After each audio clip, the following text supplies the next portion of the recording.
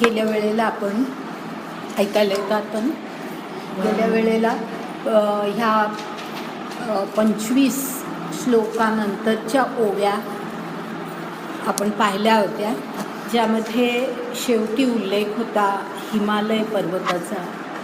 हे जे आपण पाहतो म्हणजे जे आता नवीन आहे त्यांच्यासाठी सांगते की हा विभूती योग आहे. ह्या विभूती परमेश्वराच्या विभूती ह्या संबंध अध्यायामध्ये सांगितलेल्या आहेत.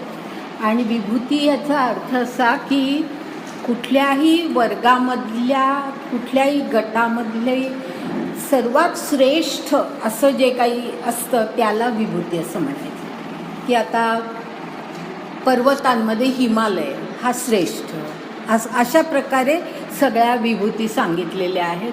आणि त्यांना श्रेष्ठ का म्हटलं आहे ह्याचं थोडंसं आपण स्पष्टीकरण वर्गामध्ये करतो. ह्या विभूतींचं महत्त्व काय, विभूती योगाचं महत्त्व काय हे आपण आता शेवटी पाहूया. आता आपण जो भाग पाहतो तिथे त्याचा उल्लेख पुढे करूया. की हिमालयाचं जे महत्त्व की सर्वात विस्तार त्याचा किती आहे तो मी सांगितला गेल्या वेळेला, आठवत असेल तर पहा की सर्व जगातला हा सर्वात मोठा, विस्ताराने अत्यंत मोठा, शिखरही अत्यंत उच्च अशा प्रकारचा हा पर्वत. याच्यामध्ये म्हणजे भारतीय संस्कृतीचं प्राण असं त्याला म्हटलं जातं. इतका ह्याचं महत्त्व आहे. भारताचं सगळं बऱ्याच प्रकारे संरक्षण या पर्वतामुळे झालेलं आहे. आणि पवित्र स्थानं अनेक संत साधूंनी केलेली त्या ठिकाणी तपश्चर्या या सगळ्या दृष्टीने ह्या हिमालयाचं श्रेष्ठत्व वैशिष्ट्यपूर्ण आहे. आता ते पाहिल्यानंतर आता आपण पुढे जातो. फक्त आता जे काही आपण पाहतो ते नीट लक्षात घ्या की विभूती कोणत्या आणि त्या त्यानं विभूती असं का म्हटलं आहे, त्यांचं श्रेष्ठत्व काय आहे एवढं आपण फक्त पाहत पुढे जाणार आहोत. आता पुढचा जो उल्लेख आहे तो 26 आणि 27 हे जे 2 श्लोक आहेत त्या श्लोकांनंतरच्या ज्या ओव्या आहेत त्या ओव्या आपण पाहतो. आणि त्याच्या सुरुवातीलाच मी आधी सांगते की विभूती याचा अर्थ केवळ कुठला तरी माणूस असं नव्हे. प्रत्येक आता हिमालय हे पर्वतातला एक श्रेष्ठ पर्वत, नंतर अशा प्रत्येक म्हणजे प्राण्यांमधला श्रेष्ठ कोण, सर्पांमधला श्रेष्ठ कोण, नागांमधला श्रेष्ठ कोण, ह्या वृक्षांमधला श्रेष्ठ कोण, अशा वेगवेगळ्या प्रकारे म्हणजे कारण हे सगळं चराचर सृष्टीमुळी भगवंताचीच आहे, संपूर्णतः त्यांनीच ती व्यापलेली आहे. तर त्यामुळे या सृष्टीमध्ये हे ज्या निरनिराळे वर्ग आहेत त्या वर्गामधलं श्रेष्ठ कोण या दृष्टीने आपण विभूती पाहतो. आणि तसा आता उल्लेख जो आहे या 26-27 या श्लोकानंतरचा जो उल्लेख आहे तो कशा प्रकारचा आहे पहा. ओव्या वाचते आहे मी. कल्पद्रुम हन पारिजातू, गुणे चंदनुही वाड विख्यातू, तरी यया वृक्ष जाता तू अश्वत्थ तो मी असं जे म्हटलं याचा अर्थ भगवंत असं म्हणतात की ह्या सर्व वृक्षांमधला अश्वत्थ वृक्ष तो मी, म्हणजे माझी विभूती काय तर अश्वत्थ वृक्ष. आणि त्याच्या आधी जे म्हटलेलं आहे कल्पद्रुम हन पारिजातू, म्हणजे हन याचा अर्थ या ठिकाणी आणि अशा प्रकारे आहे की कल्पद्रुम म्हणजे कल्पवृक्ष, कल्पवृक्षाला आपण श्रेष्ठ म्हणतो कल्पवृक्ष, तसंच पारिजात हाही श्रेष्ठ म्हणतो. हे दोन्ही ज्या कल्पना आहेत, पारिजात हा स्वर्गातून इथे आला अशा प्रकारची कल्पना आहे. आणि कल्पद्रुम ही तर अस्तित्वामध्ये पृथ्वीवरती कुठे असलेली गोष्टच नव्हे, परंतु हे सुद्धा एक स्वर्गातला वृक्ष असावा अशा प्रकारची कल्पना आहे. तर म्हणजे हे श्रेष्ठता आहेतच. कल्पवृक्ष हा श्रेष्ठ आहे, पारिजात हा श्रेष्ठ आहे. पुढे म्हटलंय गुणे चंदनूही वाढ विख्यातू, म्हणजे चंदन हा सुद्धा अत्यंत त्याच्या गुणांमुळे विख्यात आहे, प्रसिद्ध आहे.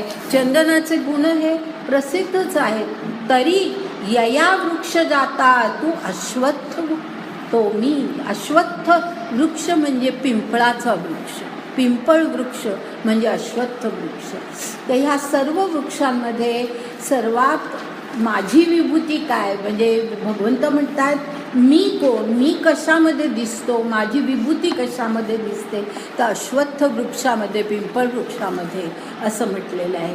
आता या ठिकाणी मी पिंपळ वृक्षाचं श्रेष्ठत्व काय ह्याचा फार उल्लेख करत नाही. ह्याचं कारण असं की आपण 15वा अध्याय जो पाहणार आहोत त्या 15व्या अध्यायामध्ये अश्वत्थाचं, ह्या पिंपळ वृक्षाचं सृष्टीचं रूपक म्हणून अश्वत्थ ऊर्ध्वमूल अधशाख हे इथून जी सुरुवात होते ते पिंपळ वृक्षाचं वर्णन आहे. तर त्या ठिकाणी आपण त्याचा उल्लेख करणार आहोत.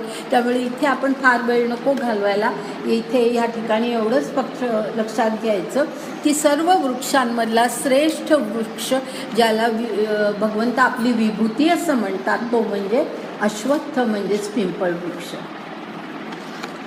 त्यानंतर पुढे म्हटलंय देवऋषी आतू पांडवा नारदू तो मी जाणावा, चित्ररथू मी गंधर्वा सकळिका माझी. या ठिकाणी 2 विभूतींचा उल्लेख आहे. एक म्हणजे नारदाचा उल्लेख आहे आणि दुसरा चित्ररथ या गंधर्वाचा उल्लेख आहे. त्यामध्ये पहिल्यांदा जर म्हटलेलं आहे देवऋषी आतू म्हणजे देवऋषींमध्ये, देवर्षी ज्यांना म्हणतात त्यांच्यामध्ये पांडवा म्हणजे अर्जुनाला उद्देशून म्हटले की अर्जुना ह्या देवऋषींमध्ये मी कोण, तर नारद हा जो आहे तो मी हे तू जाण.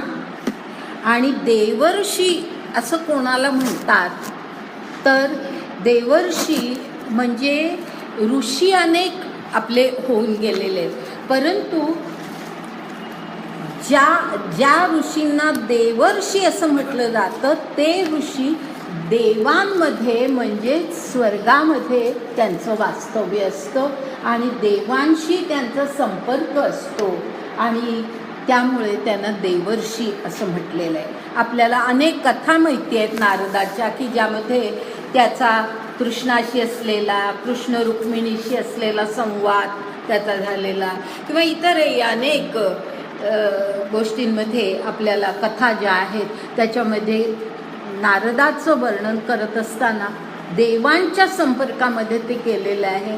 तर अशा अर्थाने तो देवर्षी असं हा शब्द आहे.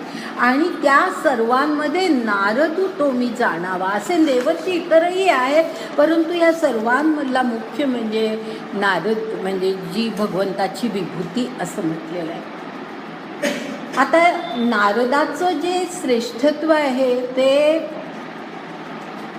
अशा प्रकारचं आहे की नारद हा मानवांना आणि देवांना योग्य त्या वेळेला उपदेश करणारा असं त्याचं स्थान, इतकं अशा प्रकारचं महत्त्व आहे की अशी काहीतरी भयंकर काहीतरी एक विशिष्ट परिस्थिती निर्माण होते की ज्या ठिकाणी काय करावं हे कळत नाही, त्या ठिकाणी तो काहीतरी येऊन उपदेश करतो असं. त्याचबरोबर कळी लावा नारद हेही त्याची ख्याती आहे, परंतु ती कळी लावण्यामध्ये सुद्धा काहीतरी एक दूरदृष्टीने ती काही हेतू ठेवून अशा प्रकारे ती तसंही नारदाचं हे आहे. आणि नारदाचा उल्लेख आणखी एका मध्ये करायचा आहे. नारदाचं जे चरित्र आहे, नारदाच्या एकूण संपूर्ण चरित्राबद्दलची माहिती आपल्याला कुठे मिळते तर भागवतामध्ये नारद आणि व्यास हा जो संवाद आहे त्या संवादामध्ये नारद आणि व्यास यांच्या संवादामध्ये नारदाचं चरित्र आपल्याला कळतं की नारदाच्या आयुष्यामध्ये घडलेल्या अनेक गोष्टींचा उल्लेख ह्या नारद व्यास संवादामध्ये आहे. आणि त्याहीपेक्षा एक महत्त्वाची बाब अशी की हे भागवत हा ग्रंथ माहिती आहे सर्वसाधारणपणे सर्वांना की अत्यंत भक्तिभावाने भागवत हा भागवत ह्या ग्रंथाचं पारायण केलं जातं हेही आपल्याला सर्वांना ज्ञात आहे.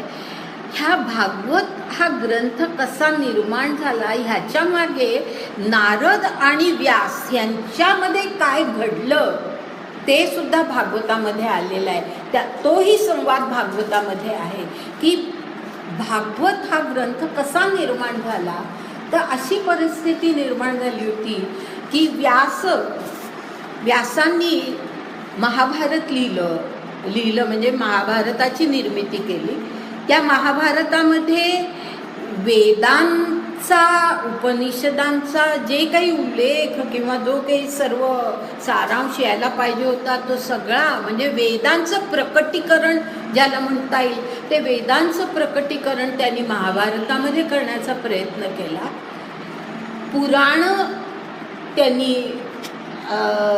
पुराणांचं सगळी रचना त्यांनी केली म्हणजे वेदांची तर रचना केली. 4 विभागांमध्ये वेद विभागले गेले. पहिल्यांदा सर्व वेद एक होता, त्यानंतर ऋग्वेद, यजुर्वेद, सामवेद आणि अथर्ववेद असं 4 विभागणी जी केली ती व्यासांनी ती रचना केली म्हणून त्यांना वेदव्यास असं म्हणतात. पुराणांची रचनाही त्यांनी केली. नंतर ब्रह्मसूत्राची ही तर फारच महान त्यांचं कार्य होतं. ब्रह्मसूत्राची त्यांनी रचना केली आणि असं हे सगळं करून सुद्धा त्यांना तृप्ती आली नव्हती. व्यासांना त्यांना असं अतृप्त वाटत होतं की आपण सर्व हे केलं तरी सुद्धा आपण काहीतरी आणखीन आपल्या हातून घडायला पाहिजे अशा प्रकारची एक भावना त्यांची होती. आणि ते असे त्यामुळे थोडे उदास असताना नारदांची आणि त्यांची भेट झाली आणि नारदांनी त्यांना असं सुचवलं की हे सगळं तुम्ही केलं आहे पण तरीसुद्धा अजूनही तुम्हाला अतृप्त जे वाटतंय तर तुम्ही अशा प्रकारचा एक ग्रंथ आता निर्माण करा की ज्या ग्रंथामुळे पहा म्हणजे मलिन अंतःकरण असणारी जनता ईश्वरोन्मुख होईल, भगवंताकडे वळेल अशा प्रकारचा म्हणजे भगवंताची भक्ती लोकांच्या मनामध्ये वाढेल अशा प्रकारचा एक ग्रंथ तुम्ही निर्माण करा. कारण लोकांचं हृदय लोकांचं अंतःकरण हे मलिन आहे. सर्वसाधारण माणसं जी अपरा प्रकृतीमध्ये राहत असतात आपल्याला माहिती आहे अपरा प्रकृतीमध्ये प्रापंचिक सर्व ह्याच्यामध्ये अनेक प्रकारच्या विकृती अनेक प्रकारच्या सगळ्या मागण्या शरीराच्या आणि मनाच्या वेगवेगळ्या मागण्या ह्याच्यामध्ये माणूस इतका ग्रस्त झालेला असतो. तर असं हे त्याला मलिन अंतःकरण म्हटलं. तर त्या मलिन अंतःकरणापासून तुम्ही लोकांचं अंतःकरण ईश्वराकडे वळवण्यासाठी ईश्वराची भक्ती लोकांच्या मनात निर्माण करण्यासाठी असा काहीतरी ग्रंथ तुम्ही निर्माण करा असं त्यांनी सांगितलं. आणि त्यातून व्यासांनी जी ग्रंथरचना त्याच्यानंतर केली तो ग्रंथ म्हणजे भागवत हा ग्रंथ. आणि त्या भागवताचे जसे महाभारतामध्ये अध्याय आहेत किंवा गीतेमध्ये सुद्धा अध्याय आहेत तसं महाभारतामध्ये 12 स्कंध आहे. 12 स्कंध आहे म्हणजे अध्याय असं भागवतामध्ये 12 स्कंध आहे. जसे महाभारतात अध्याय आहे तसं वेगवेगळ्या प्रकारे त्याचं जे काही विभाजन केलेलं आहे तसे 12 स्कंध आहेत. 18,000 श्लोक आहेत भागवतामध्ये. 18,000 श्लोकांची निर्मिती त्यांनी केली. आणि ह्या 12 स्कंधांपैकी 10वा जो स्कंध आहे त्या 10व्या स्कंधामध्ये श्रीकृष्ण चरित्र आहे. ज्याचा भागवताचं जे साधारणपणे भागवत सांगितला जातो तो मुख्यतः श्रीकृष्ण चरित्र सांगितलं जातं. तो 10वा स्कंध आहे, म्हणजे 12 स्कंधांपैकी केवळ एक तो स्कंध आहे. तसा तो श्रीकृष्ण चरित्र हा 10व्या स्कंधामध्ये आला आहे. आणि 11व्या स्कंधामध्ये त्यांनी उद्धव आणि श्रीकृष्ण यांच्यातला संवाद जो आहे त्याला उद्धव आणि श्रीकृष्ण यांच्यामध्ये जो काही संवाद झाला तो संवाद त्यांनी 11व्या स्कंधामध्ये मांडलेला आहे. आणि त्यावर आधारित एकनाथी भागवत, ज्याला आपण माहिती असेल, एकनाथी भागवत जे आहे ते ह्या 11व्या स्कंधाचं सगळं निरूपण आहे. म्हणजे एकनाथांनी त्या 11व्या स्कंधामध्ये जो श्रीकृष्ण आणि उद्धव ह्यांच्यामध्ये असलेला जो संवाद आहे त्याचं सगळं विवेचन केलं आणि त्याचं स्पष्टीकरण केलं, तो एकनाथी भागवत. तर अशा प्रकारे ह्या भागवताची निर्मिती ही नंतर जी व्यासांनी केली ती म्हणजे नारदांनी त्यांना ती स्फूर्ती दिली की तुम्ही अशा प्रकारचा ग्रंथ निर्माण करा की ज्याच्यामुळे माणसं ह्या भगवंताच्या ईश्वराच्या भक्तीकडे वळतील आणि तो भक्ती मार्गाला ते लागतील, त्यांचं मलिन अंतःकरण नाहीसं होईल, अशा प्रकारचा जो ग्रंथ निर्माण झाला तो भागवत. असं हे व्यासांचं जे म्हणजे व्यासांचा उल्लेख करत असताना आपल्याला नारदांचा उल्लेख करावाच लागतो, कारण व्यासांच्या बऱ्याच ह्या सगळ्या ग्रंथांशी नारदांचा असा संपर्क आलेला आहे. तर असं हे नारदांचं वैशिष्ट्य काय ते आपण या ठिकाणी पाहिलं. आणि त्यामुळे जे म्हटलंय देवर्षी आतू पांडवा नारदू तो मी जाणावा, ह्या सगळ्या देवर्षींमध्ये माझी विभूती कोण तर नारद. त्यानंतर पुढे चित्ररथू मी गंधर्वा सकळिका माझी असं म्हटलेलं आहे. गंधर्वा सकळिका माझी हे एकत्र घ्या, म्हणजे सर्व गंधर्वांमध्ये चित्ररथ हा जो गंधर्व ती माझी विभूती आहे असं म्हटलेलं आहे या ठिकाणी. हा गंधर्व हे मी ह्याच्या आधी पहा एक असा उल्लेख केलेला होता की यात काही थोड्या अतिमानवी योनी आहेत. गंधर्व, यक्षांचा उल्लेख आपण केलेला आहे. यक्ष, गंधर्व, नंतर राक्षस वगैरे, किन्नर, ह्या सगळ्या अतिमानवी अशा योनी. तर त्यापैकी ह्या गंधर्वांमधला सर्वात श्रेष्ठ म्हणजे चित्ररथ, की जो अत्यंत पराक्रमी होता, अत्यंत सर्व प्रकारचे गुण म्हणजे सामर्थ्य होतं, सौंदर्य होतं, सर्व प्रकारच्या क्षमता त्याच्यामध्ये होत्या. अशा प्रकारचा हा चित्ररथ गंधर्व. ह्या चित्ररथ गंधर्वाचा उल्लेख करत असताना एक आपल्याला महाभारतातला एक उल्लेख करणं आवश्यक आहे आणि तो म्हणजे असा की ह्या चित्ररथ गंधर्वाचं आणि अर्जुनाचं युद्ध झालं होतं. चित्ररथ गंधर्वांनी अर्जुनाला अडवलं होतं की ही सगळी भूमी आमची आहे आणि तुम्ही इथे येता कसे आणि ह्या इथलं पाणी कसं तुम्ही घेता वगैरे अशा प्रकारे अर्जुनाला, पांडवांना ज्या वेळेला ते वनवासामध्ये होते त्यावेळेला त्यांना अडवलं होतं. आणि त्यावेळेला अर्जुन आणि चित्ररथ यांचं महान म्हणजे अत्यंत भयंकर असं युद्ध झालं. आणि त्या युद्धामध्ये अर्जुनाने चित्ररथाला हरवलं. अत्यंत पराक्रमी असा हा गंधर्व, पण त्याला सुद्धा. आणि गंधर्व जे म्हणजे ह्या अतिमानवी योनी असल्यामुळे ह्यांच्याकडे निराळ्या प्रकारची अस्त्र होती, नुसती शस्त्र नव्हे तर अनेक प्रकारची अस्त्र होती की ज्यांचा वापर केल्यामुळे शत्रूंचा नायनाट होऊ शकतो. अशा प्रकारची अस्त्र असताना सुद्धा चित्ररथाचा पराभव अर्जुनाने केला. आणि त्यामुळे हा चित्ररथ अर्जुनावरती अत्यंत लुब्ध झाला. तो म्हणजे त्याचा पराक्रम पाहून त्याला अत्यंत आदर वाटला आणि म्हणून चित्ररथाने अर्जुनाला एक विशिष्ट असं विद्या एक विशिष्ट अस्त्र म्हणा किंवा एक विद्या दिली, ज्याला चाक्षुषी विद्या असं म्हणतात.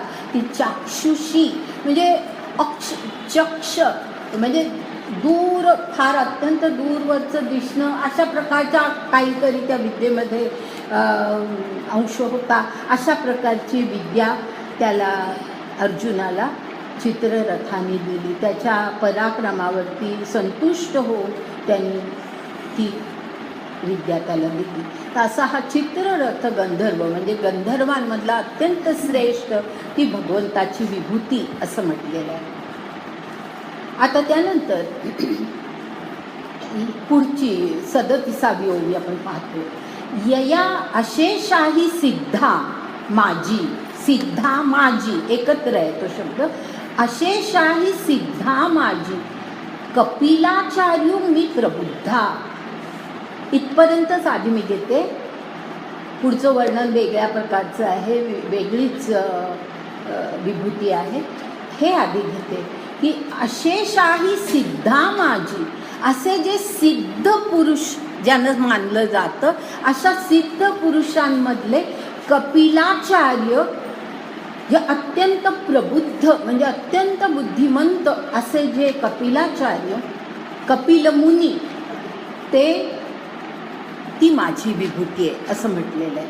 आता या ठिकाणी हा जो सिद्धा हा जो शब्द आहे, सिद्ध हा जो शब्द आहे, तो शब्द आपल्याला आधी नीट माहिती पाहिजे. आपण खूप वेळेला हा शब्द वापरतो, सिद्ध पुरुष असं आपण खूप वेळेला वापरतो, पण त्याचा खरा अर्थ आपल्याला आपण लक्षात घेत नाही. केवळ काहीतरी अध्यात्माकडे असलेला म्हणजे त्या मार्गाने जाणारा, थोडी प्रगती असलेला, अशा अनेकांना आपण सिद्ध पुरुष असं म्हणतो. परंतु सिद्ध ही जी कल्पना आहे ना, ती म्हणजे सिद्ध पुरुष कोणाला म्हणतात हे आपल्याला नीट माहिती असलं पाहिजे. सिद्ध पुरुष ही कल्पना अशी आहे की म्हणजे अर्थातच अध्यात्मामध्ये प्रगत झालेलीच ती व्यक्ती असते, पण ती प्रगती अशी असते की अशा स्थितीला तो पोचलेला असतो की ज्याला आत्मस्थिती असं म्हणतात. आत्मस्थिती म्हणजे आत्म्यामध्ये स्थित होणं. स्थितप्रज्ञ ही कल्पना आपल्याला माहिती आहे, बरोबर आहे. स्थितप्रज्ञ ही कल्पना माहिती आहे. ह्या सगळ्या ज्या कल्पना आहेत त्याच्यामध्ये मी हे स्पष्ट केलेलं आहे की स्थितप्रज्ञ कोणाला म्हणतात, ज्याची प्रज्ञा आत्म्यामध्ये स्थित आहे आणि आत्मा हा शेवटी परमात्म्याचा अंश, तर त्यामुळे ती परमात्म्यामध्ये ज्याची बुद्धी स्थित आहे तो स्थितप्रज्ञ. तर अशा प्रकारे आत्मस्थिती ह्याचाही अर्थ तोच आहे की ज्याची प्रज्ञा आत्म्यामध्ये पूर्णतः स्थित झालेली असते. आणि पूर्णतः याचा अर्थ असा की कशीही परिस्थिती आली पुढे तरी सुद्धा तो विचलित होत नाही. म्हणजे निसंशय निसंदेह त्याची ती आत्मस्थिती असते. निसंदेह त्याच्या मनामध्ये कधीही त्याबद्दल शंका येत नाही किंवा त्याची विचलिताची स्थिती होत नाही की आपलं स्थान, आपलं खरं स्वरूप, स्वस्वरूप काय आहे तर आत्मा हे आहे. आणि त्या आत्मा हे असल्यामुळे आपण शरीर म्हणून न जगता आपण आत्मा म्हणून जगायचं आहे. अशा प्रकारे आपण परमात्म्याचा अंश आहोत, ह्याच प्रकारे आपण जगायचं आहे. अशी ज्याची स्थिती अगदी निसंशय झालेली असते, तो त्यापासून विचलित होत नाही, त्याला सिद्ध पुरुष असतो. ती सिद्धी असते, त्याला खरं म्हणजे सिद्धी म्हणतात. आपण सिद्धी हा शब्द फार वेगळ्या प्रकारे, अनेक प्रकारच्या सिद्धी प्राप्त झाल्या म्हणजे काही करता येतं वगैरे, त्यांना आपण सिद्ध पुरुष म्हणतो. तसं नाही आहे. सिद्ध पुरुष ही कल्पना अशा प्रकारची की आत्मस्थितीमध्ये जो कायम राहतो, त्यापासून कधीही विचलित होत नाही, तो सिद्ध पुरुष. आणि त्या सिद्ध पुरुषांमध्ये अशेषाही सिद्धा म्हणजे सर्व, अशेष म्हणजे कोणी शिल्लक नाही, सगळे सिद्ध पुरुष जे कोणी आहेत त्यांचा जर विचार केला तर अशा सर्व सिद्ध पुरुषांमध्ये माझी, याचा अर्थ मध्ये, सिद्ध पुरुषांमध्ये कपिल मुनी, कपिलाचार्य हे जे आहेत अत्यंत बुद्धिमंत असे जे कपिलाचार्य, ते माझी विभूती आहे असं भगवंतांनी म्हटलेलं आहे. आणि कपिल मुनी हे आपल्याला कशामुळे माहिती आहे? कपिला सांख्य तत्वज्ञान जे आहे, म्हणजे सांख्य दर्शन जे आहे, ते सांख्य दर्शन ज्यांनी निर्माण केलं, म्हणजे दर्शनांचा काळ जो आहे आपल्याला माहिती आहे की पहिल्यांदा वेदांचा काळ झाला, वेदोत्तर काळामध्ये दर्शन आणि महाकाव्यांचा काळ हा एक वेगळा कालखंड. आणि त्याच्यातले जी षट दर्शनं, त्या षट दर्शनांपैकी सांख्य दर्शन हे एक सर्वात प्रमुख दर्शन मानलं जातं. आणि ते दर्शन ज्यांनी निर्माण केलं, म्हणजे दर्शन याचा अर्थ ज्या प्रकारे जीव जगत आणि जगत ईश्वर ह्यांचा संबंध काय आहे ह्याचं जे सगळं तत्वज्ञान ज्यामध्ये सांगितलेलं आहे, ते अशा प्रकारची ही सगळी दर्शन आहेत. आणि त्या दर्शनांमध्ये सांख्य हे अत्यंत महत्त्वाचं. आणि त्याचे निर्माते कोणतं? कपिल मुनी. तर कपिल मुनी ही माझी विभूती आहे असं म्हटलेलं आहे. त्यानंतर पुढे त्यातली त्याच ओवीतला पुढचा भाग जो आहे, पहिल्यांदा आपण पाहिलं, या अशेषाही सिद्धा माझी कपिलाचार्यू मी प्रबुद्धा, तुरंग जाता प्रसिद्धा आत उच्चैश्रवामी. तुरंग ह्याचा अर्थ घोडे. तुरुंग जाता सर्व घोड्यांमध्ये अत्यंत प्रसिद्ध. तुरुंग जाता प्रसिद्धात म्हणजे घोड्यांमधल्या सुद्धा प्रसिद्धांमध्ये उच्चैश्रवा हे ज्या घोड्याचं नाव, उच्चैश्रवा हे घोड्याचं नाव आहे, तर त्या उच्चैश्रवा ही माझी विभूती आहे असं भगवंत म्हणतात. हा उच्चैश्रवा जो आहे ही समुद्र मंथनातून जी 14 रत्न निर्माण झाली, ह्या 14 रत्नांपैकी एक रत्न म्हणजे उच्चैश्रवा. आणि उच्चैश्रवा अर्थातच त्यामुळे दिव्य अश्व मानला जातो. दिव्य अश्व की समुद्र मंथनातून अमृताबरोबर निर्माण झालेल्या, इतर रत्नांबरोबर निर्माण झालेल्या ह्या बाहेर आलेल्या या ज्या गोष्टी त्यामध्ये हा उच्चैश्रवा. आणि त्यामुळे हा उच्चैश्रवा हा इंद्राचं वाहन होता. हे त्याचा इंद्र हा जो देवांचा राजा, त्या इंद्राचं एक वाहन उच्चैश्रवा आहे. ऐरावतही आणि उच्चैश्रवाही दोन्ही, ऐरावतही आणि उच्चैश्रवाही दोन्हीही तर ही दोन्हीही इंद्राची वाहनं. आणि त्याच्यामध्ये उच्चैश्रवा हा घोडा. आता त्याच्या पुढे लगेचच उल्लेख येतोय, तो म्हणजे राजभूषण गजा तू अर्जुनामी गा ऐरावतू.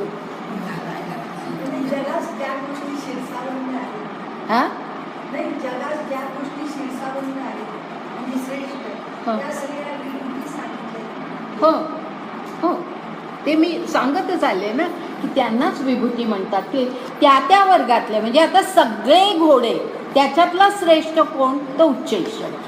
सगळे हत्ती त्याच्यातला श्रेष्ठ कोण? तर ऐरावत. आता तो ऐरावत सुद्धा श्रेष्ठ का? तर तो सुद्धा समुद्र मंथनातून 14 रत्नांपैकी एक रत्न म्हणून तो बाहेर आला.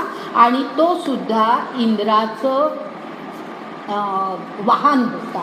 आणि ऐरावताचं असं वर्णन केलं जातं की हा म्हणजे जे काही वर्णन आहे ते ऐरावत हा अत्यंत शुभ्र असलेला असा हत्ती, आणि ज्याला 4 दंत, हस्तिदंत एरवी 2 दिसतात, परंतु हे 4 दंत असलेला आणि शुभ्र असा हा हत्ती होता आणि तो इंद्राचं वाहन असा उल्लेख.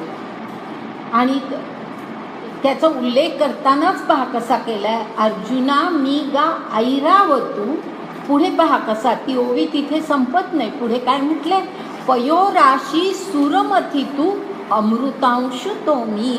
असंच म्हटलेलंच आहे की पयोराशी म्हणजे ह्या समुद्रातून जे काही सुरमथितू म्हणजे देवांनी जे समुद्राचं मंथन केलं त्या मंथनातून बाहेर आलेला अमृतांश. असं का म्हटलं, तर अमृताच्या बरोबरच तोही बाहेर आला आणि म्हणून त्याला अमृतांश म्हटलेलं आहे.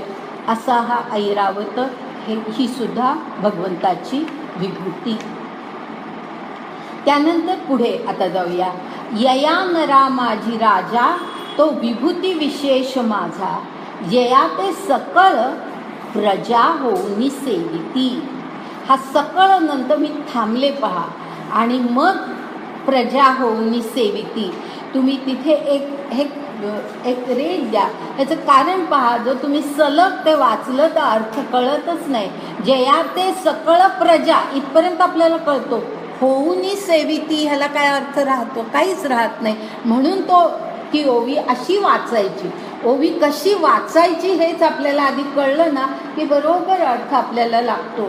तर आता ही ओवी अशी वाचायची की यया नरा माझी राजा तो विभूती विशेष माझा, जया ते सकळ प्रजा होऊनी सेविती. म्हणजे ह्या सर्व नरांमध्ये सर्व माणसांमध्ये माझी विभूती कोण, तर राजा ही माझी विभूती असं म्हटलेलं आहे, राजा. आणि आधी इथला अर्थ घेऊया आणि मग राजा ह्याचं काय महत्त्व काय आहे ते आपण नंतर पाहूया. त्याला राजाला विभूती म्हटलंय आणि पुढे काय म्हटलंय, जया ते सकळ प्रजा होऊनी सेविती. म्हणजे सकळ कोण, तर सकळ नर, सगळी माणसं ज्याला त्याची प्रजा होऊन सेवा करतात. म्हणजे राजाला प्रजा असायला पाहिजे ना, प्रजेने त्याची सेवा करायला पाहिजे. तर त्याची प्रजा होणं ह्याचा अर्थ त्याचं श्रेष्ठत्व मान्य करणं म्हणजे प्रजा होणं. त्याला प्रजाधिपती का म्हटलं जातं, तर प्रजा त्याचं आधिपत्य मानते म्हणून तो प्रजाधिपती असतो. तर अशा प्रकारे नरा माझी राजा असा जो असतो त्याला जी प्रजा त्याची सेवा करते तो राजा ही माझी विभूती असं म्हटलंय. आता राजा ही विभूती म्हणताना एकतर ह्या पूर्वीच्या वाङ्मयामध्ये राजाचं असं वर्णन केलेलं आढळतं की राजा हा विष्णूचा अवतार मानला जातो. विष्णूचा अवतार मानला जातो, राजा हा विष्णूचा अवतार मानला जातो. परंतु नुसतं एवढं म्हणून आपण थांबलो तर ते चुकीचं होईल. आता हे जे आहे ना की प्रजा त्याला प्रजाधिपती मानते आणि त्याची सेवा करते. आता हे कधी घडतं, तर राजाची पण काही वैशिष्ट्य असावी लागतात, ज्याला राजधर्म असं म्हणतात. आणि अशा या राजधर्माचा उल्लेख अनेक धर्मग्रंथांमध्ये केलेला आहे की राजाने कसं असलं पाहिजे, राजधर्म काय ह्याचं वर्णन अनेक धर्मग्रंथांमध्ये आलेलं आहे. आणि त्या सर्व राजाकडनं असलेल्या अपेक्षांमधला अत्यंत महत्त्वाचा भाग म्हणजे असा की राजा असा असला पाहिजे की जो आपल्या इच्छा आपल्या अपेक्षा बाजूला सारून प्रजेचं हित हे जास्ती महत्त्वाचं, प्रजेची इच्छा ही जास्ती महत्त्वाची मानतो तो राजा. अशा प्रकारची कल्पना आहे. आणि म्हणून राजाचं सर्वोत्तम उदाहरण म्हणजे राम की ज्यांनी सीतेचा, आपल्या पत्नीचा, म्हणजे खरोखर तिचा काही दोष नाही हे त्याला कळलेलं होतं. अग्निपरीक्षेतूनही ती पार पडलेली असताना सुद्धा केवळ प्रजा म्हणते, प्रजेतले काही थोडी लोक म्हणतात तर त्यांची इच्छा आपण मान्य करणं हे राजा म्हणून आपलं कर्तव्य आहे असं मानणारा राम हे राजधर्माचं अत्यंत उत्तम उदाहरण असं आपण म्हणू शकतो. तर अशा प्रकारे राजा हा अशा प्रकारचे जे राजे असतात हे अर्थातच भगवंताची विभूती असतात. आता पुढे आपण जातोय आणि 28 आणि 29 ह्या 2 श्लोकांनंतरच्या ज्या ओव्या आहेत त्या एकत्र आहेत आणि त्या आपण आता पाहतो. पहिल्यांदा आहे उल्लेख असा, पै आघवे या हाती येरा आत वज्र ते मी धनुर्धरा जे शतमखोत्तीर्ण करा आरूढोनी असे. या सगळ्याचा अर्थ नीट लक्षात घ्या. हे या ठिकाणी काय म्हटले, हाती येरा म्हणजे हत्यार. सर्व हत्यारांमधलं माझी विभूती काय, सर्वात श्रेष्ठ काय, तर वज्र हे जे हत्यार ते अर्जुना माझी विभूती आहे असं म्हटलेलं आहे. वज्र, आणि हे वज्र हे कोणाचं हत्यार होतं हे सांगण्यासाठी पुढचा उल्लेख केलेला आहे आणि तो असा आहे, जे शतमखोत्तीर्ण करा आरूढोनी असे. ह्याचा अर्थ असा की शतमख, मख म्हणजे यज्ञ, हा शब्द गेला आहे आपल्याला. मख म्हणजे यज्ञ. शतमख उत्तीर्ण करा म्हणजे ज्यांनी 100 यज्ञ केलेले होते अशाच्या करामध्ये, अशा व्यक्तीच्या करामध्ये, म्हणजे शतमख वर्ण उत्तीर्ण करणारा म्हणजे इंद्र. इंद्राने 100 यज्ञ केले होते असे उल्लेख आहेत. तर इंद्र म्हणजे शतमखोत्तीर्ण अशी व्यक्ती. तर अशा या इंद्राच्या करामध्ये, त्याच्या हातामध्ये जे हत्यार असतं, जे ज्याला वज्र असं म्हणतात, ते वज्र ही माझी विभूती आहे असं भगवंतानी म्हटलेलं आहे. वज्राला भगवंतानी आपली विभूती म्हटलेलं आहे. आता हे इंद्राचं बाकीचं वर्णन सोडा, पण आता वज्राचं महत्त्व काय हे आपल्याला या ठिकाणी माहिती असलं पाहिजे आणि ते आपण स्पष्ट करूया. की वज्राचं महत्त्व असं की वज्र हे इंद्राचं हत्यार म्हणून, इंद्राचे अनेक हत्यार होते. इंद्राच्या हातामध्ये अनेक प्रकारची आयुधं आणि इंद्राने निरनिराळ्या युद्धांमध्ये निरनिराळ्या प्रकारच्या आयुधांचा वापर केलेला आहे. पण त्या सर्वांमध्ये वज्र हे अत्यंत प्रमुख असं त्याचं हत्यार, आयुध मानलं जातं. ह्याचं कारण असं की वज्राची म्हणजे वज्र हे हत्यार किंवा हे आयुध कसं सिद्ध झालं किंवा कसं निर्माण झालं. सिद्ध होणं याचा अर्थ, सिद्ध पहा, आपण हा शब्द अशाही प्रकारे वापरतो ना की एखादा ग्रहाचा खडा असतो तो सिद्ध करतात. हां, म्हणजे ते सिद्ध करण्याच्या काहीतरी एक रीती असतात. तर अशा प्रकारे हे वज्र हे हत्यार इंद्राचं जे आहे ते सिद्ध झालं असं जेव्हा मी म्हणते त्यावेळेला तो अर्थ त्यामध्ये की त्याच्या जे काही विधी आहेत ते करून ते सिद्ध केलेलं होतं. परंतु एवढंच नव्हे, ह्या वज्राचं महत्त्व असं आहे की हे वज्र हे हत्यार जे इंद्राचं होतं त्याची अनेक आयुधं होती, पण त्याच्यात वज्राचं महत्त्व काय, तर वज्र हे हत्यार हे दधीची ऋषींच्या अस्थींपासून निर्माण झालेलं होतं. दधीची ऋषी, दधीची हे त्या ऋषींचं नाव, त्या दधीची ऋषींच्या अस्थींपासून निर्माण झालेलं वज्र हे आयुध होतं. आणि असं का, किंवा त्याचं महत्त्व काय, तर केवळ कुठल्या तरी एखाद्या ऋषीच्या अस्थी घेऊन निर्माण केलेलं असं नव्हे. हे जे दधीचे ऋषी होते त्यांचं महत्त्व असं होतं की हे दधीचे ऋषी अतिविशाल, म्हणजे पर्वतासारखे उंच आणि विशाल असं त्यांचं वर्णन आहे. आणि ही म्हणजे ही केवळ कल्पना नसावी असं म्हणता येतं.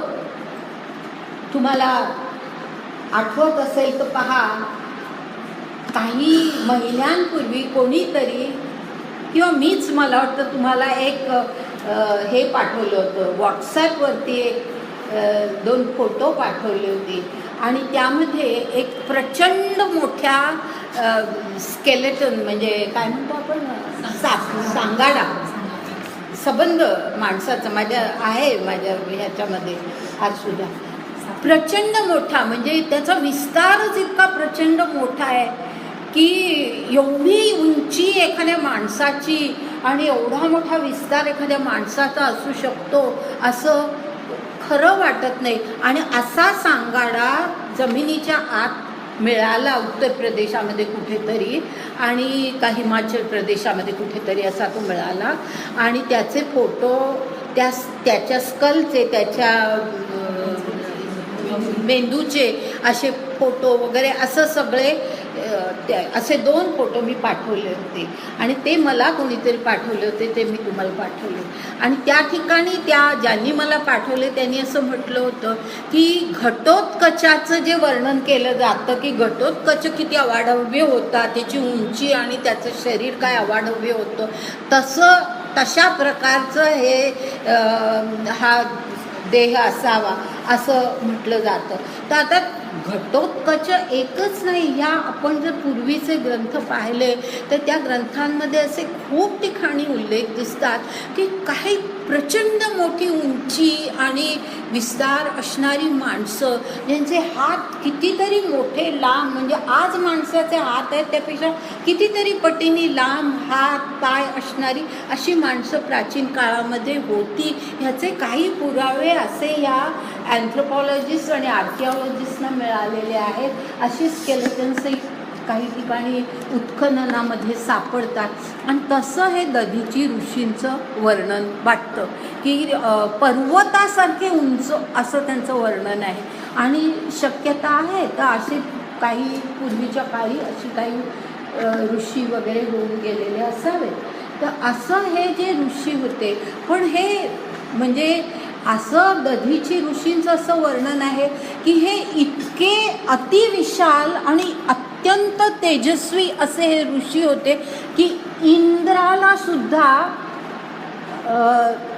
त्यांचं ते तेज आणि त्यांचं ती सगळी भव्यता पाहून इंद्रसुद्धा नरमून जायचा, की त्याला थोडी भीती वाटायची की हे आपल्याला कधी हे करतील का काय, अशा प्रकारे इंद्रसुद्धा साशंक होता त्यांच्या बाबतीमध्ये. अशी परिस्थिती दधीची ऋषींची होती. आणि ह्या दधीची ऋषींना असा उल्लेख आहे, कथा अशी आहे की ह्या दधीची ऋषींना बाकीच्या देवतांनी प्रार्थना केली की असुरांचा विनाश, त्या काळामध्ये जो असुरांचा बराच त्रास होत असे, तर असुरांचा विनाश करण्यासाठी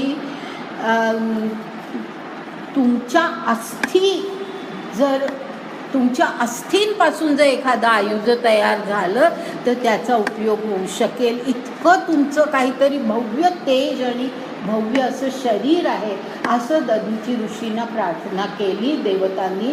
आणि म्हणून दधीची ऋषींनी आपला देह टाकला, देह सोडला आणि आपल्या अस्थी म्हणजे देवतांना इंद्राचं आयुध तयार करण्यासाठी मग आपल्या अस्थींचा वापर व्हावा अशा प्रकारे त्यांनी सांगितलं.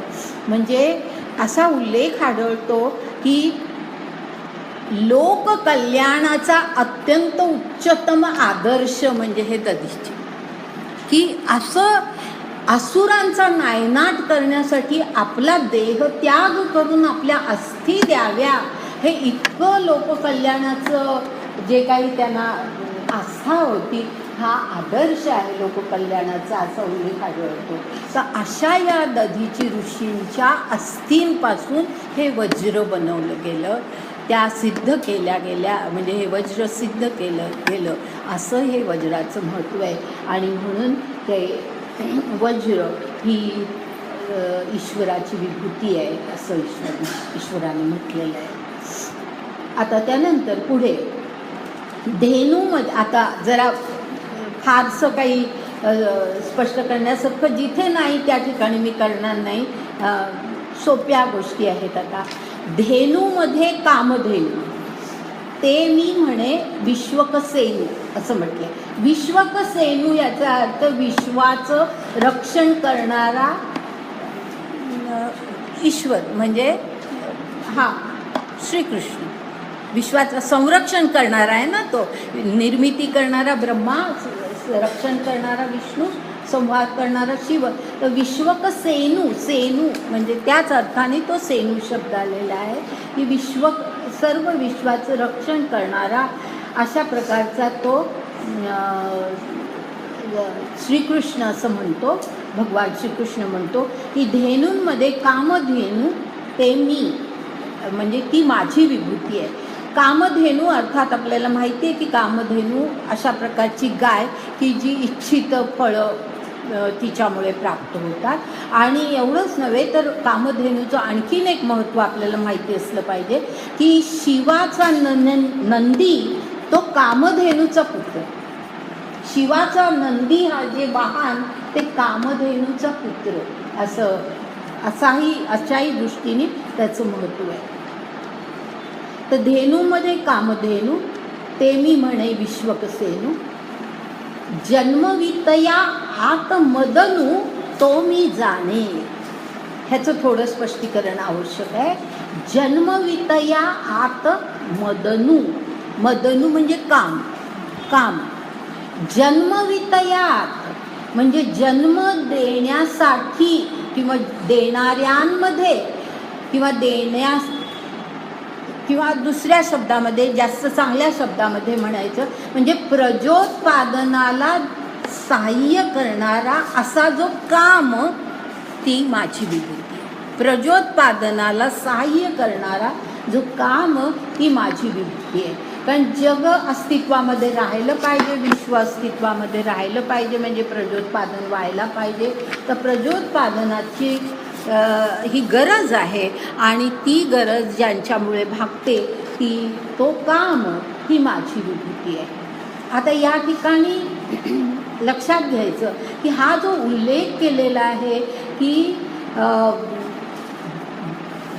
प्रजोत्पादनासाठी आवश्यक असलेला काम, ती माझी विभूती, म्हणजे वासनापूर्ण असा जो काम असतो ती माझी विभूती नव्हे, हे लक्षात घेतलं पाहिजे. वासनारहित काम ही माझी विभूती.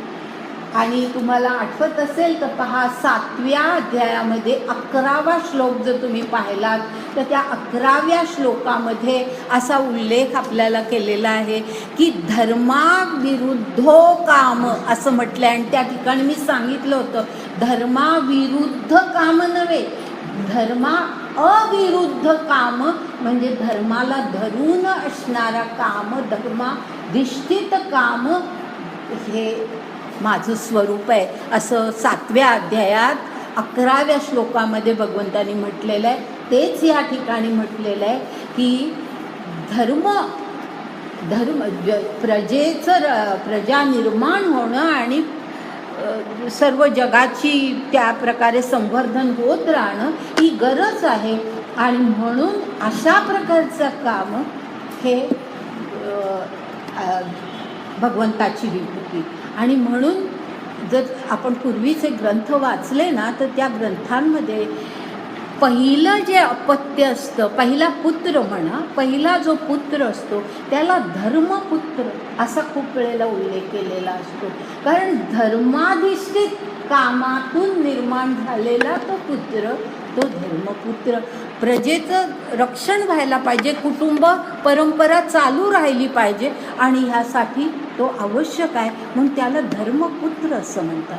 म्हणजे धर्माधिष्ठित काम आणि वासनामय काम ह्या दोनमध्ये फरक आहे आणि तो फरक या ठिकाणी स्पष्ट आहे.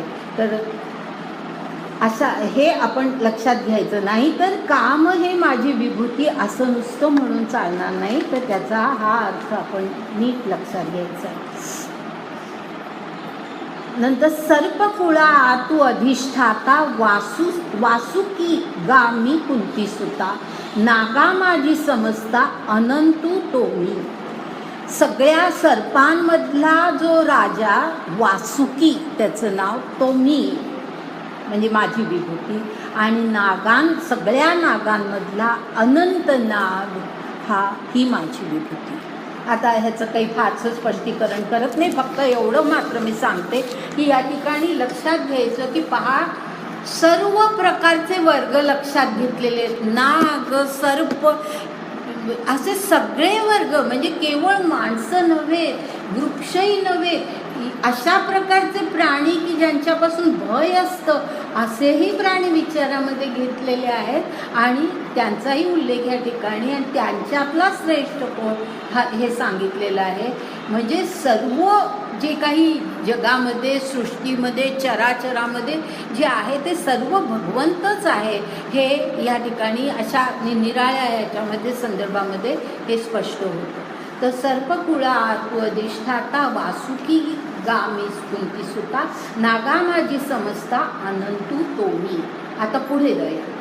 तसंच आता पुढचं एक वर्ग आहे. अगा यादसा आतू जो पश्चिम प्रमदेचा कांतू तो वरुण मी हे अनंतू सांगत असे. अनंत सांगतोय म्हणजे श्रीकृष्ण सांगतोय की यादसा आतू, यादस म्हणजे जलचर प्राणी, जलचर प्राणी. यादसा आतू म्हणजे जलचरांमध्ये आपण ह्या वैदिक देवतांचा उल्लेख ज्या वेळेला केला जातो तेव्हा वरुणाचा उल्लेख खूप वेळेला केला जातो.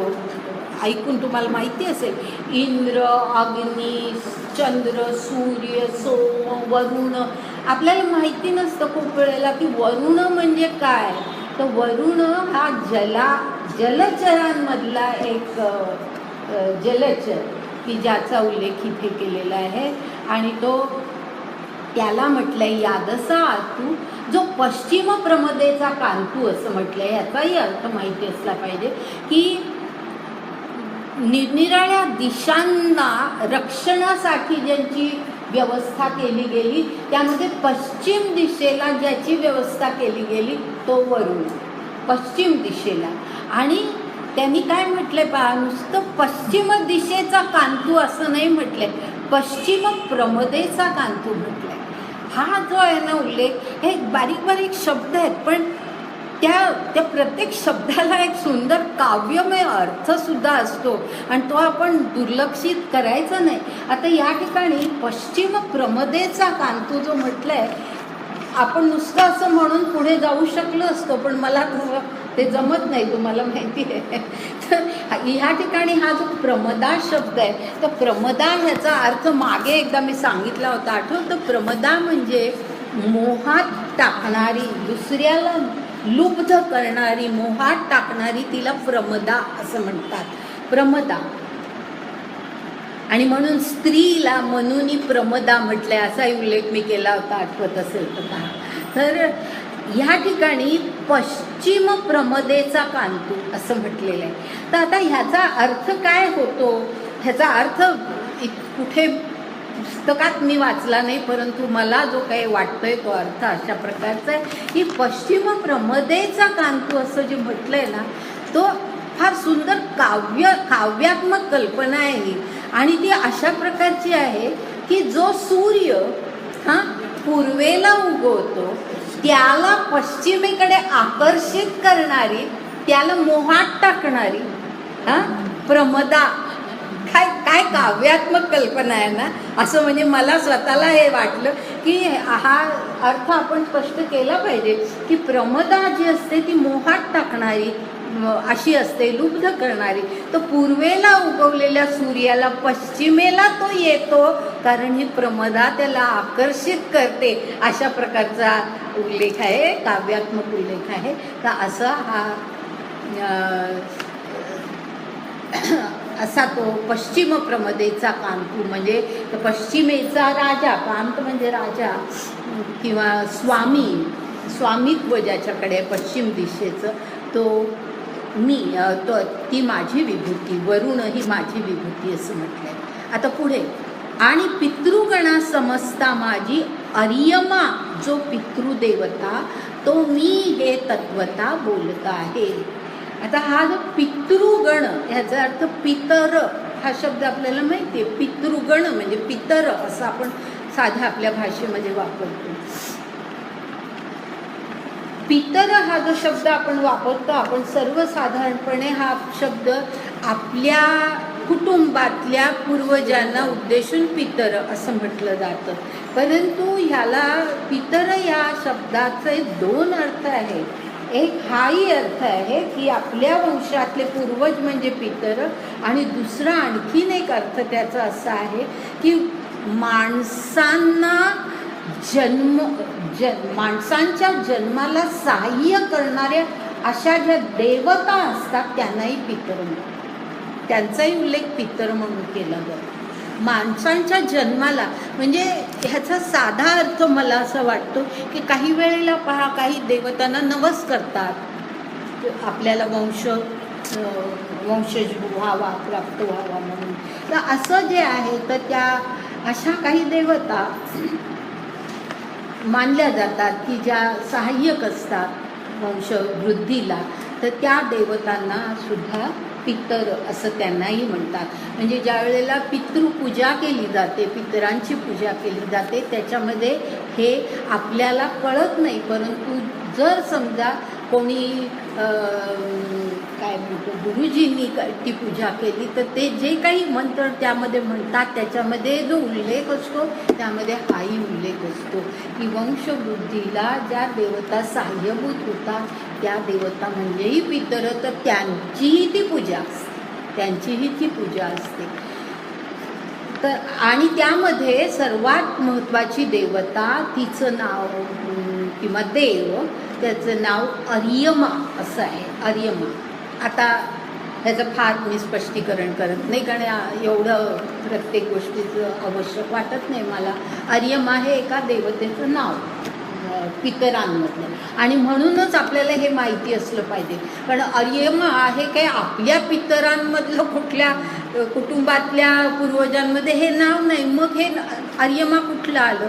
तर काही देवता आहेत अशा, तर त्यापैकी जी पितृदेवता ती अर्यमा श्रेष्ठ देवता. नंतर पुढे आता पुढच्या दोन ओव्या एकमेकाला जोडून घ्यायच्या आहेत म्हणून एकत्र वाचते. जगाची शुभाशुभे लिहिती, प्राणियांची या मानसाचा झाडा घेती, मग केलिया नुरूप होती भोग नियम जे, तया नियमिता माझी यमू, जो कर्मसाक्षी धर्मू, तो मी म्हणे रामू रमापती. म्हणजे रमापती म्हणजे कृष्ण म्हणतोय की ह्या ठिकाणी कोणाचा उल्लेख आहे? यमाचा उल्लेख आहे. यम ह्या देवतेचा उल्लेख आहे. आणि त्या यमाच्या बाबतीमध्ये निराळी विशेषणं दिली आहेत. जगाची शुभाशुभे लिहिती, की काय होणार आहे पुढे हे सगळं यम लिहितो. प्राणियांची या मानसाचा झाडा घेती, काय काय केली कर्म चांगली वाईट त्याचा झाडा घेतला जातो. मग केलियानुरूप होती भोग नियम जे, जे तुम्ही केलं त्यानुसार पुढे तुमचे भोग ठरतात. हे सगळं ठरवणारा कोण? यम.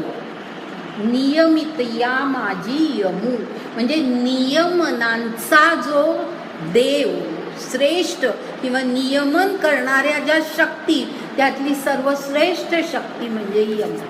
यम, कारण ह्याच्या यमा इतकं दुसरं कोणी नियमन अधिक करू शकत नाही. राजा असो कोणीही असो, यमासारखं नियमन इतर कोणीही करू शकत नाही. तर त्यामुळे नियमितया माझी म्हणजे नियमन करणाऱ्यांमध्ये, शासन करणाऱ्यांमध्ये सर्वात श्रेष्ठ कोणतं यम, असं रमापती म्हणजे श्रीकृष्णाला म्हटलेलं, श्रीकृष्णाने असं म्हटलं. आता पुढे जाऊया. पुढे जात आहे पण 30व्या श्लोकानंतरच्या ओव्या पाहतोय. अगा दैत्यांची या कुळी प्रल्हादू तोमी न्याहाळी, म्हणून दैत्य भावादी मेळी लिंपेचिला. आता या ठिकाणी प्रल्हादाचा उल्लेख आहे, लक्षात आलंच असेल. प्रल्हादाचा उल्लेख आहे. आणि त्याचं हे काय सांगितलंय, दैत्यांची या कुळी म्हणजे हा जन्मला दैत्यांच्या कुळामध्ये.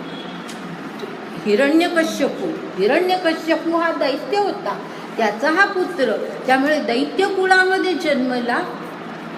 म्हणून पण जरी त्या दैत्य कुळामध्ये जन्मला तरी सुद्धा दैत्य भावादी मेळी लिंपेचिना. हे त्याचं दैत्य भाव त्याला कुठेही स्पर्श झाला नाही.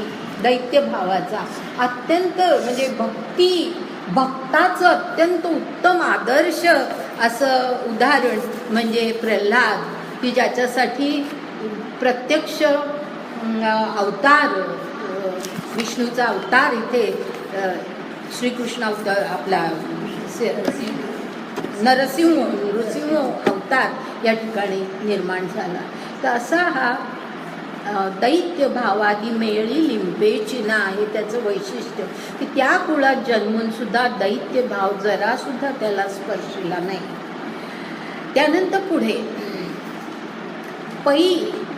आता पै ह्याचा अर्थ बाबा, म्हणजे अर्जुना बाबा सांगतोय भगवंत, त्याला पुढे सांगतोय भगवंत. पै म्हटलंय अर्जुनाला की अरे बाबा अर्जुना, कळी तया माझी महाकाळू, तो मी म्हणे गोपाळू.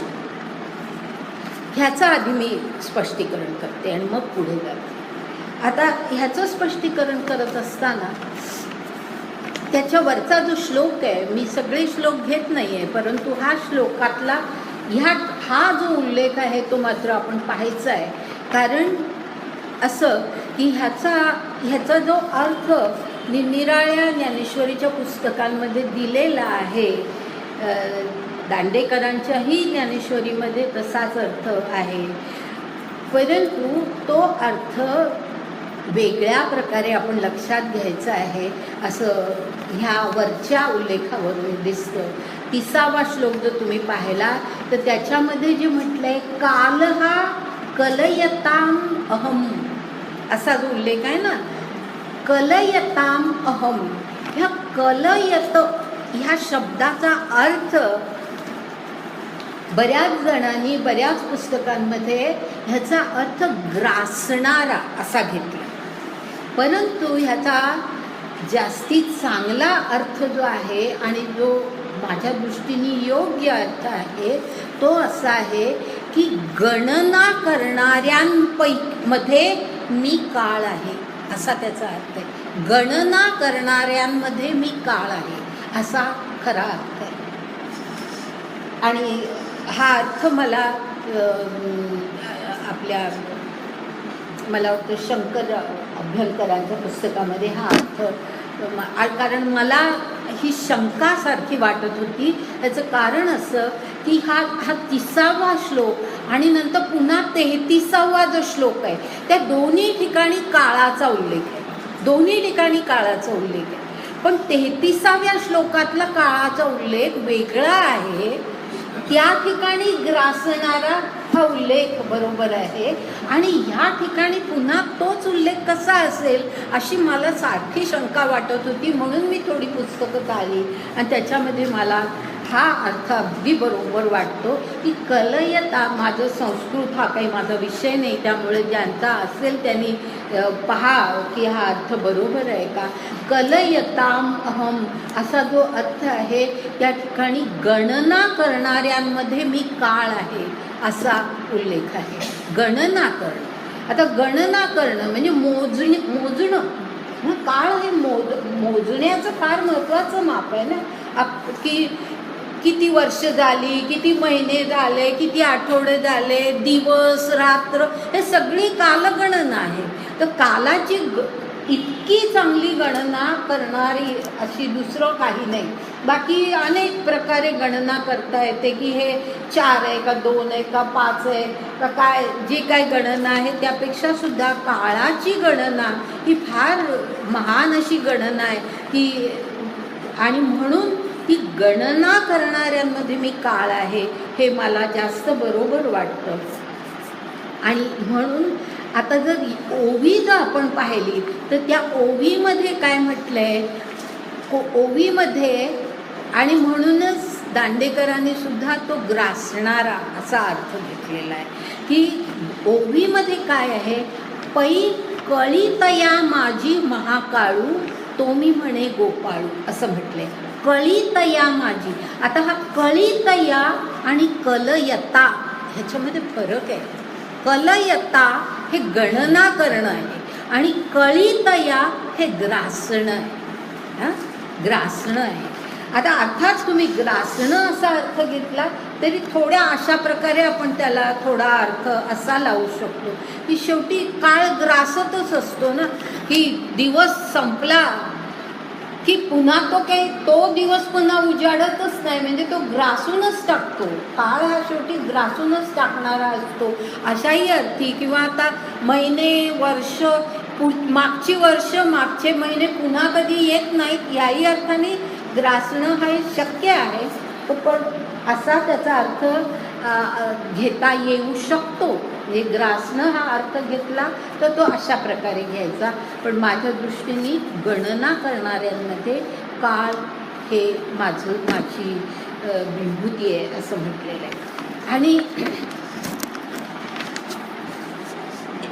हे जे आहे ना, गणना करणं आणि ग्रासून टाकणं हे 2 फार वेगळ्या प्रकारच्या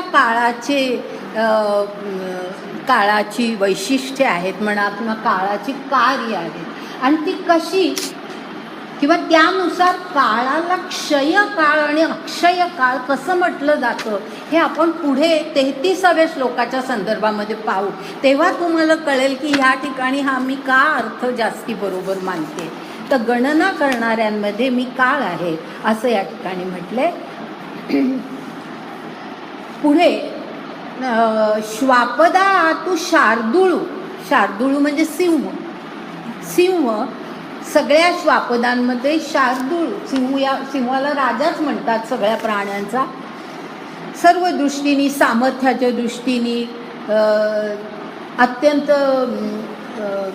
लोभसवाण असं, म्हणजे सिंहाची एकूण आकृती जर आपण पाहिली तर अत्यंत शरीरसुद्धा त्याचं इतकं सुंदर असतं, खरोखर सुंदर शरीर असतं. रंग, शरीर हे सर्व दृष्टीने हा सिंह हा सर्व प्रकारे राजा श्वापदांचा. त्यानंतर पक्षी जाती माझारी गरुड तोमी अवधारी, यालागी जो पाठीवरी वाहा शके माते असं म्हटलंय. म्हणजे भगवंत म्हणतोय की सगळ्या पक्षांमध्ये गरुड ही माझी विभूती आहे आणि या लागी म्हणूनच त्याच्या पाठीवर मी बसतो आणि तो माझं वाहन होतो असं म्हटलेलं आहे. वाहो शके माते, मला वाहून नेतो, ईश्वराला वाहून नेतो, विष्णूला वाहून नेतो. इतकं सामर्थ्य त्याच्यामध्ये आहे. आणि गरुडाची झेप जी असते तशी इतर कुठल्याही पक्षाची झेप नाही. तर या सर्व दृष्टीने गरुड हा अत्यंत महत्त्वाचा. त्यानंतर पुढे आता 31व्या श्लोकानंतरच्या ओव्या बघा. पृथ्वीची या पैसारा माझी, घडी न लगता धनुर्धरा, एकेची उड्डाणे साताही सागरा प्रदक्षिणा करी जो. तया मी सगळ्या ओव्या एकत्र वाचते कारण एकाच वर्णन आहे ते सगळं. पृथ्वीची या पैसारा माझी घडी न लगता धनुर्धरा एकेची उड्डाणे साताही सागरा प्रदक्षिणा करीजो तया वहिलिया गतिमंता आतू पवनू तो मी पांडुसुता असं म्हटलेलं आहे. म्हणजे पवन वाऱ्याचा उल्लेख आहे की वाऱ्याचं काय वैशिष्ट्य सांगितलं आहे की संपूर्ण पृथ्वीचा विस्तार जो आहे, पैसारा म्हणजे विस्तार, पृथ्वीचा जो सगळा विस्तार आहे त्याला त्या पैसारा माझी घडी न लगता धनुर्धरा म्हणजे घडी न लगता याचा अर्थ जराही न थांबता सरळ एका झपाट्यामध्ये घडी न लगता धनुर्धरा एकेची उड्डाणे साताही सागरा प्रदक्षिणा करीजो. साती समुद्राला जो प्रदक्षिणा करतो असा जो पवन जो वारा ती माझी विभूती आहे असं म्हटलेलं आहे. त्यानंतर पुढे तया वहिली नाही पुढे आता जाते पवनाचं हे झालं. पुढे शस्त्रधरा समजता माझी श्रीराम तो मी जेणे साकडलिया धर्माचेनी कैवारे आपण पया धनुष्य करुनी दुसरे विजयलक्ष्मीये एक मोहरे केले त्रेती. पुढची पण ओवी त्याला जोडूनच आहे.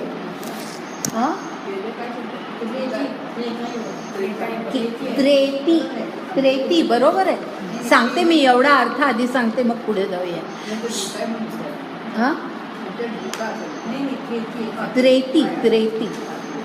त्रेती याचा अर्थ त्रेता काळामध्ये. त्रेता काळ सत्य ही जी युग आहेत, सत्ययुग, त्रेतायुग, द्वापर युग आणि मग कलियुग.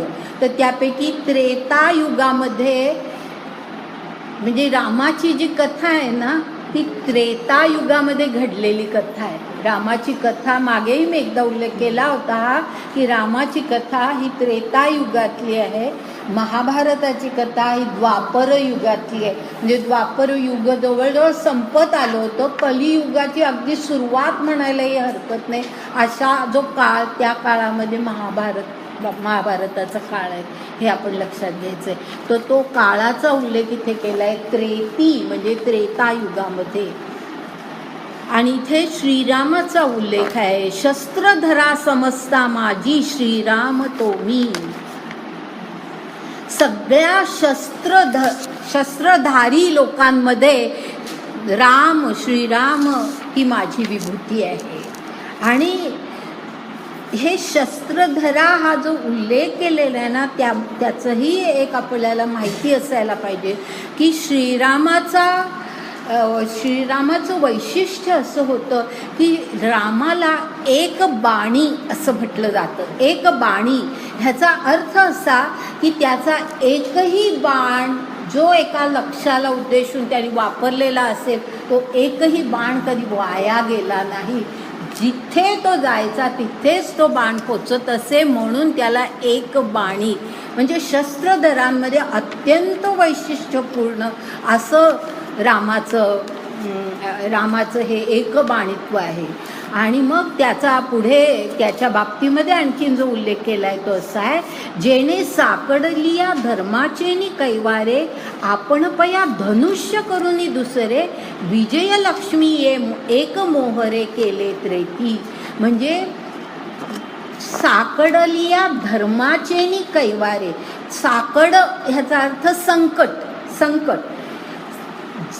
धर्म ज्या वेळेला संकटात होता, धर्म ज्या वेळेला संकटात सापडलेला होता त्यावेळेला धर्माचे कैवारे म्हणजे धर्माची बाजू घेऊन धर्म ज्या वेळेला आता धर्म संकटात सापडला होता ह्याचा अर्थ काय सांगते मी. धर्म ज्या वेळेला संकटात सापडलेला होता त्यावेळेला धर्माच्या कैवारांनी म्हणजे त्याची बाजू घेऊन आपण पया धनुष्य करूनी दुसरे म्हणजे स्वतःलाच जणू काही दुसरं धनुष्य केलं त्याने असा त्याचा अर्थ आहे. म्हणजे तो कसा लढला तर स्वतःलाच त्यांनी धनुष्यच जणू काही आपण आहोत अशा प्रकारे तो बाण तो टाकत होता. आणि मग विजयलक्ष्मी ये एक मोहरे केले त्रेती, त्रेतायुगामध्ये त्यांनी विजयलक्ष्मीला आपलं केलं, म्हणजे विजयलक्ष्मीला आपल्याकडे खेचून घेतलं म्हणतो ना, एक मोहरे केले ह्याचा अर्थ आपल्याकडे खेचून घेतलं, विजयाला आपल्याकडे खेचून घेतलं. आता विजयाला आपल्याकडे खेचून घेतलं म्हणजे धर्मावरती असं संकट आलेलं होतं. आणि ते म्हणजे असं की आपल्याला माहिती आहे, रामकथा तर माहिती आहे की ज्या वेळेला हे सगळे आपले जे अवतार ज्यांना आपण म्हणतो, जे गीतेमध्ये म्हटलंय की यदा यदा हि धर्मस्य ग्लानिर्भवति भारत अभ्युत्थानामधर्मस्य तदात्मानं सृजाम्यहम असं म्हटलं. मी स्वतःला जन्म घालतो, सृजाम्यहम, मी स्वतःला जन्म घालतो. जसं महाभारतामध्ये कृष्ण अवतार म्हणून जन्मलेला आहे, तसं रामायणामध्ये राम म्हणून तो जन्मलेला आहे. आणि तो त्यांनी कशासाठी, तर जेणे सापडलेला धर्म, म्हणजे धर्म संकटात सापडलेला होता. ह्याचा अर्थ असा की तो काळही असा होता त्रेतायुगातला की ज्या वेळेला देव आणि दानव ह्यांच्यामध्ये, म्हणजे देव आणि दैत्य ह्यांच्यामध्ये अशा प्रकारची परिस्थिती निर्माण झाली होती की दानव दैत्य हे देवांवरती आणखीन वर्चस्व आपलं निर्माण व्हावं यासाठी सर्व प्रकारे प्रयत्न करत होते. ऋषींचे हे तर यज्ञ तर मोडून टाकतच होते, पण सर्व प्रकारे देवांवरती सुद्धा वर्चस्व पुरघोडी निर्माण करण्यासाठी प्रयत्न करत होते. अशा प्रकारे धर्म संकटामध्ये सापडला होता. त्याला म्हटलंय धर्मावरती आलेलं संकट. की धर्म संकटात येणं याचा अर्थ अधर्म. जर समजा असुरांचं वर्चस्व निर्माण झालं असतं तर काय झालं असतं, जसं कौरवांचं वर्चस्व निर्माण झालं असतं तर काय झालं असतं आपल्याला माहिती आहे की सगळं अराजक निर्माण झालं असतं, अन्याय अनिती ह्याचंच राज्य निर्माण झालं असतं, जे होऊ नये म्हणून कृष्ण जन्मला. त्याचप्रमाणे याही त्रेता काळामध्ये दानवांना त्यांचं दमन करण्यासाठी राम जन्मला. तर म्हणून संकट, धर्मावरती आलेलं संकट जे म्हटलेलं आहे त्याचा अर्थ हा. आणि अशा काळामध्ये धर्माची बाजू घेऊन अशा प्रकारे राम लढला की जणू काही स्वतःलाच त्यांनी धनुष्य केलं, असं काव्यात्मक कल्पना आहे असं. आणि आता पुढे ते वर्णन आणखी पुढे चालू आहे. पुढे पहा. पाठी उभे ठाकूनी सुवेळी प्रताप लंकेश्वराची काय आहे, सिसाळी प्रताप लंकेश्वराची सिसाळी. हा सिसाळी शब्द काय आहे, हा शीश ह्यावरून आलेला. शीश म्हणजे मस्तक. रावणाला 10 मस्तकं होती ना, तर म्हणून तो सिसाळी असा शब्द आलेला. तर शीस म्हणजे मस्तक ह्यावरून आलेला. तर त्या अशा प्रकारे पाठी उभे ठाकुनी सुवेळी, कशाच्या पाठी उभं राहायला, धर्माच्या पाठी उभं राहायला. आणि योग्य वेळेला सुवेळी प्रताप लंकेश्वराची शिसाळी गगनी उदो म्हणतया हस्तबळी दिधली भूता. म्हणजे गगनामध्ये, अंतरिक्षामध्ये जी काही भूतमात्र जी काही असतील अस्तित्वामध्ये, भूत पिशाच, या ठिकाणी हा भूत शब्द हा पिशाचांना अनुलक्षून आहे. एरवी आपण भूत मात्र म्हणतो तो मानवांच्या संदर्भामध्ये, प्राण्यांच्या संदर्भामध्ये. या ठिकाणी पिशाचांना किंवा अशा ज्या काही अतृप्त योनी असतात त्यांना उद्देशून आहे. तर अशी जी पिशाच जी गगनामध्ये असतात, अंतरिक्षामध्ये असतात, त्यांना हस्तबळी देऊन टाकला. ह्याची सगळी 10 मस्तकं अशी गगनामध्ये उडवली आणि त्यांना बळी दिला.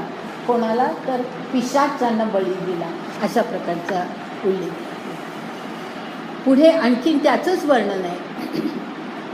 जेणे देवांचा मानू गिवसिला, धर्मासी जीर्णोद्धार केला, सूर्यवंशी उदेला सूर्य जोका. देवांचा मानू गिवसिला म्हणजे देवांची जी प्रतिष्ठा, दैत्य इतके सामर्थ्यवान व्हायला लागले होते की देवांची प्रतिष्ठा कमी झाली होती दैत्यांच्या पुढे. ती देवतांची प्रतिष्ठा पुन्हा मिळवून दिली. मानू गिवसिला म्हणजे मान किंवा प्रतिष्ठा पुन्हा मिळवून दिली. धर्मासी जीर्णोद्धार केला म्हणजे पुन्हा धर्म अस्तित्वामध्ये, धर्माची प्रतिष्ठापना केली. जो जीर्ण झाला होता धर्म तो पुन्हा योग्य व्यवस्थेला आणला. आणि सूर्यवंशी उदेला सूर्य जोका.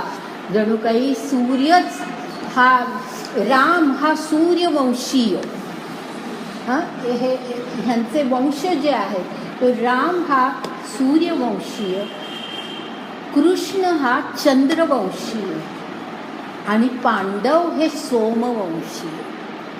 सोमवंश हा वेगळा, तर सोमवंशीय हे पांडव किंवा कुरुवंशीय सगळे जे आहेत ते सोमवंशाचे. नंतर सूर्यवंश म्हणजे हा ह्याचा रामाचा, चंद्रवंश हा ह्या कृष्णाचा, ज्याचा उल्लेख पुढे येणारच आहे. तर सूर्यवंशी उदेला सूर्य जोका. सूर्यच जणू काही जन्मला. तो हतियेरू पर जितिया तू रामचंद्र मी जानकी कांतू, असं म्हटलंय. म्हणजे जानकीचा कांत रामचंद्र तो ह्या सर्व हतियेरू पर जितिया तू म्हणजे शस्त्रधारी आणि जिंकणाऱ्या अशा सर्वांमध्ये, अजिंक्य शस्त्र ज्याची आहेत अशांमध्ये सर्वात प्रमुख कोण, विभूती कोण, तर रामचंद्र. त्यानंतर पुढे मकरमी पुच्छवंतू जळचरा माझी. मगाशी जळचरांचा उल्लेख आला होता, त्यामध्ये वरुण ही देवता होती, लक्षात घ्या. आणि जलचर म्हणजे मत्स्य वगैरे इतर जे सगळे जलचर त्यांचा उल्लेख आता आहे. मकरमी पुच्छवंतू जळचरा माझी म्हणजे सगळ्या जलचर जे आहेत, पाण्यातले जे सगळे प्राणी आहेत त्यांच्यामध्ये म्हणजे सर्व मत्स्य वर्गामध्ये मकर जो म्हणजे मगर ती माझी विभूती, सर्वात सामर्थ्यवान.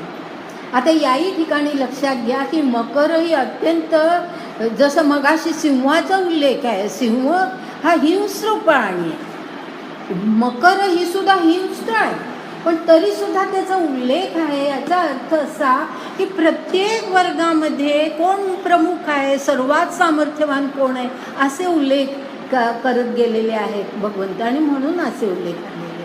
तर असा मगर ही सर्वात जास्त माझी म्हणजे माझी विभूती असं म्हटलेलं आहे.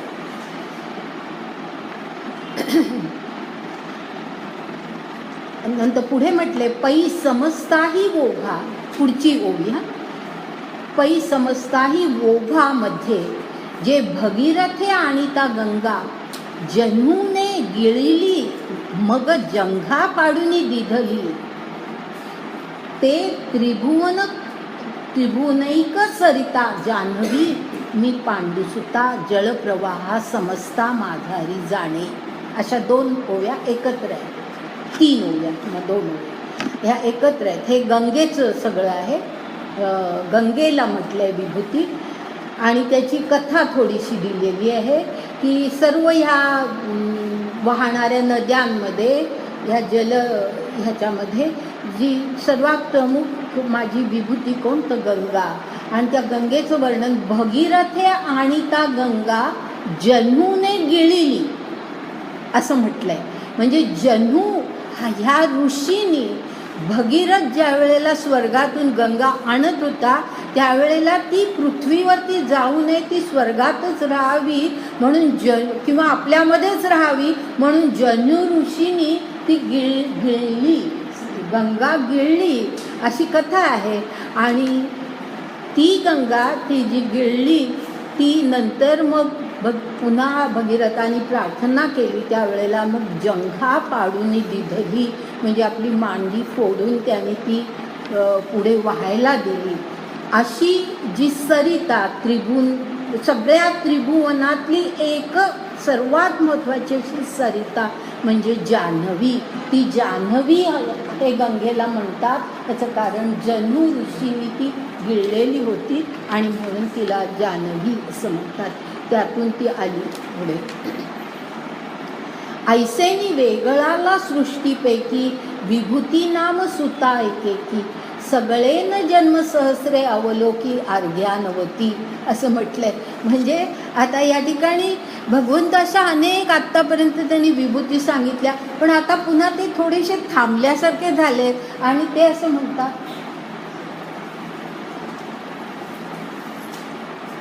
काय 6 वाजतात. बरं, ही शेवटची जी ओवी आहे ना, ही ओवी पुढच्या ओवीला जोडून आहे, पुढच्या सगळ्या ओव्यांना जोडून आहे. ती आपण पुढच्या वेळेला घेऊया. आणि पुढच्या वेळेला 4 वाजता आहे, विसरू नका. 4 वाजताच नेहमीप्रमाणे सुरू होईल, म्हणजे 4 ते 6 आपल्याला भरपूर वेळ होईल.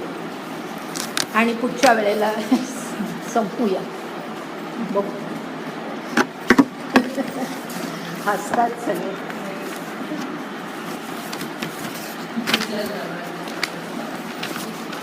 खरं म्हणजे विभूतींचं वर्णन मला असं वाटलं होतं लवकर संपेल, पण पुन्हा